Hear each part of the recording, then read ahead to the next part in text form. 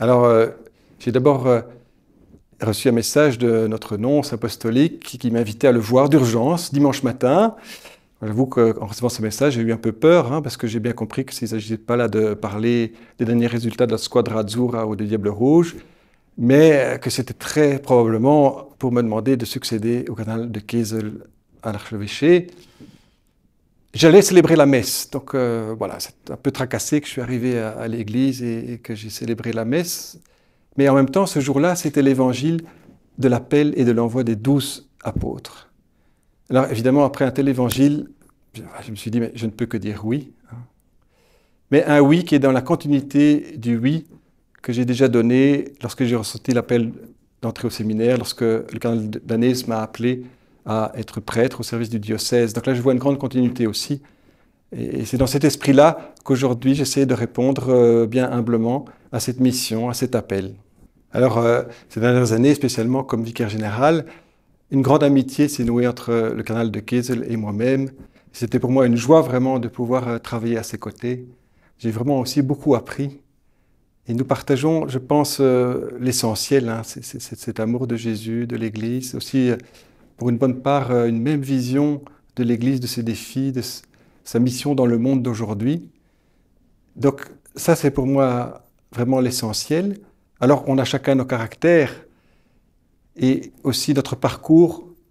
Lui, comme prêtre, il a surtout été au service de l'enseignement, de la formation, aussi au service de l'administration du diocèse. Et puis, il a été évêque auxiliaire et évêque de Bruges et archevêque. Moi-même, comme prêtre, pour une bonne part du temps, j'ai été en paroisse comme vicaire, puis comme curé. Et ça m'a profondément marqué. Et je pense que ça marquera aussi ma manière d'exercer ce nouveau ministère qui m'est donné. Alors, à titre personnel, pour moi, une de mes priorités, ce sera d'être à l'écoute et à la rencontre des gens. Ça, j'ai envie de passer du temps vraiment pour être proche des gens. Ça, c'est à titre personnel. Alors pour moi, le premier chantier, parce que c'est celui même de la raison d'être de l'Église, c'est la construction de communautés chrétiennes vivantes, rayonnantes. C'est la condition pour annoncer l'Évangile, parce que finalement, c'est pour ça que nous sommes ici. Et je pense qu'il y a quelques éléments qui sont essentiels pour avoir des communautés vivantes et rayonnantes. D'abord, être ensemble à l'écoute de l'Évangile.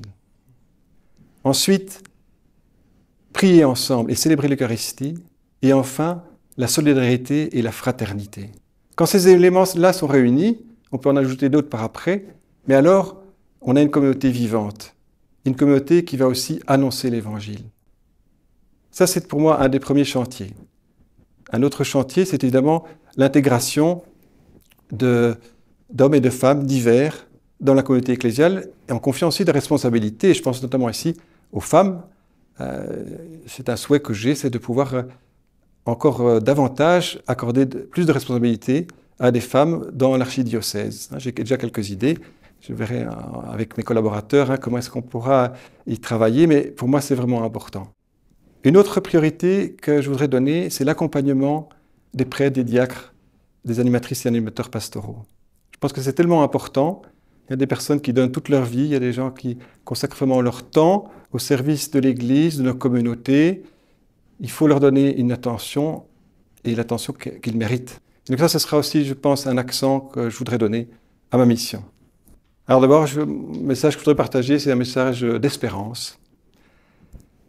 Parce que finalement, comme chrétiens, comme Église, on a un trésor extraordinaire qui est l'Évangile.